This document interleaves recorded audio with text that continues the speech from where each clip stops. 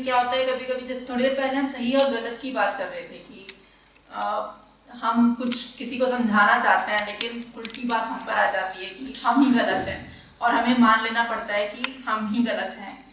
तो अगर हम खुद को सही करने की जिद पकड़ लेते हैं तो बहुत इश्यूज क्रिएट हो जाते हैं। फिर कभी कभी सवाल उठता है अपनों की खुशी का कि हमें खुद को तसल्ली देता है कि वो अपने हमारे लिए इतना करते हैं तो क्या हम उनके लिए इतनी छोटी सी चीज़ नहीं कर सकते, जबकि हमें पता होता है कि हम जिस बात के लिए जिद पकड़ रहे हैं वो सही है, लेकिन फिर हमें लगता है कि सामने वाला ही शायद सही है, या नहीं भी अगर सही है तो हम चुप्पी साध लेते हैं कि ठीक है वो अगर जैसे सोच रहे हैं वैसे सोचने में खुश है तो उसे वैसे ही रहने दिया जाए। तो कभी कभी ये भी सोचना पड़ता है, तसल्ली देनी पड़ती है कि सही गलत बस नज़रिया होता है। तो सही और गलत कैसे पहचानें? जो कुछ तुम्हें मुक्ति की ओर ले जाए वो सही है, बाकी सब गलत।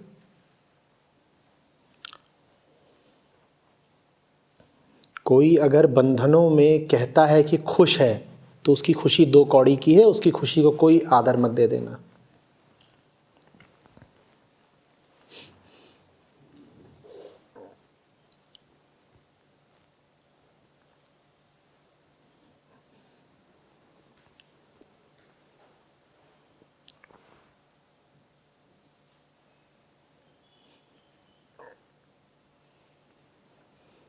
तुम झुक इसलिए नहीं जाते कि दूसरे तुम पर हावी हो जाते हैं, तुम झुक इसलिए जाते हो क्योंकि तुम्हारा अपना अज्ञान तुम पर हावी हो जाता है। जब तुम्हारा अज्ञान तुम पर हावी हो जाता है तो तुम भी इस तरह की बातें करने लगते हो कि भाई दुनिया में सबका अपना अपना नज़रिया होता है, अपना अपना सोचने का ढंग होता है, और इससे ज़्यादा बेवकूफ़ी की बातें नहीं हो सकती। लेकिन इन बातों को तुम बड़े उदारमना होकर कहते हो कि भाई देखिए सबका अपना अपना सोचने का तरीका होता है ना, और सबको पूरी स्वतंत्रता है कि वो अपने अनुसार सोचें, अपनी राय अपने मत पर चलें।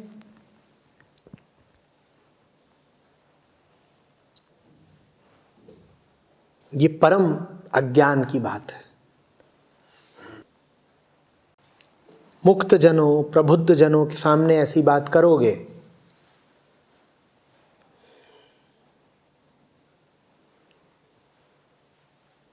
तो करुणा से भर उठेंगे, कहेंगे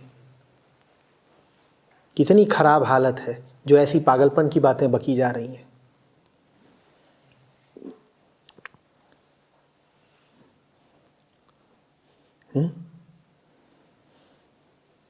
चला जा रहा है शराबी गड्ढे में गिरने और तुम उसे रोक रहे हो, कह रहा है मेरी मर्जी, गड्ढे में गिरना है।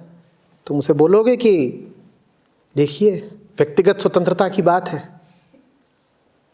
और इनकी उम्र 30 साल है कि 50 साल है, वयस्क पुरुष हैं, हम इनकी व्यक्तिगत आज़ादी में बाधा कैसे बन सकते हैं? तब नहीं कहोगे, क्योंकि मामला बहुत स्थूल है, जाहिर है, बिल्कुल स्पष्ट है कि वो व्यक्ति नशे में है, बिल्कुल स्पष्ट है कि तुम्हारी चेतना और उसकी चेतना में बड़ा अंतर है। वास्तव में जब तुम्हारी चेतना की स्थिति और दूसरे की चेतना की स्थिति में बहुत अंतर होता है, सिर्फ तभी तुम दूसरे की वास्तविक स्थिति को जान पाते हो। जब तुम किसी और आयाम में होते हो तब तुम्हें पता चलता है कि जमीन के आयाम पर क्या चल रहा है ना? लेकिन एक नशेड़ी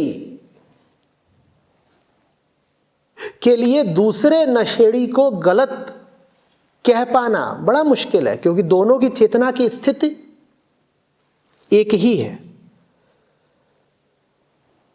तुम नशेबाजों के बहकावे में आ जाते हो, तुम नशेबाजों के तर्क का समर्थन करने लगते हो, क्योंकि तुम्हारा भी नशा अभी उतरा नहीं है। इसीलिए जब वो तुम्हारे सामने ये तर्क रखते हैं कि हमें हमारी मुक्ति पर चलने दो, हमें हमारे मन की करने दो, हम अपना भला बुरा जानते हैं, तो तुम कहते हो बात तो सही कही है, तुम ऐसा इसीलिए कह पाते हो क्योंकि उनकी चेतना और तुम्हारी चेतना अभी बहुत पृथक नहीं हुए हैं। वो जैसे हैं वैसे ही तुम भी हो, तो इसीलिए जो बात उन्हें सही लग रही है वही बात तुम्हें भी सही लग रही है। जैसे जैसे तुम्हारा अपना नशा उतरता जाएगा वैसे वैसे तुम्हें उनकी बातों की विद्रुपता, वैसे वैसे तुम्हें उनकी बातों का पागलपन बहुत साफ नजर आएगा। फिर तुम उनकी बातों को सम्मान नहीं दे पाओगे। अभी तो वो तुम्हारे सामने बेवकूफ़ी भरे सिद्धांत रख देते हैं और जैसा कि तुमने कहा वो तुम पर हावी भी हो जाते हैं, तुमसे जीत भी जाते हैं, क्योंकि उन बेवकूफ़ी भरे सिद्धांतों को तुम भी मान्यता देते हो।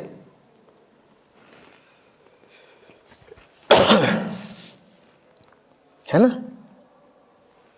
जिस दिन तुम्हें दिख गया कि वो सिद्धांत ही मूर्खतापूर्ण है, उस दिन वो उन सिद्धांतों का अस्त्रों की तरह प्रयोग नहीं कर पाएंगे।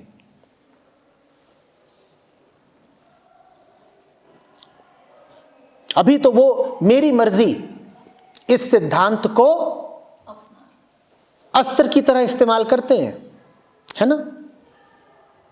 इसलिए करते हैं क्योंकि अभी तुम भी नहीं जानती कि मेरी मर्जी में मैं कौन है और मर्जी किसकी है। जिस दिन तुम्हें साफ दिख गया कि मेरी मर्जी में मैं कौन और मर्जी किसकी, उस दिन तुम इस बात को बिल्कुल सम्मान नहीं दोगी कि मेरी मर्जी। उस दिन जैसे ही कोई तुमसे कहेगा कि मुझे मेरी मर्जी करने दो, तुम कहोगी चुप, दोबारा मत बोलना मेरी मर्जी। न तुम हो न तुम्हारी मर्जी है।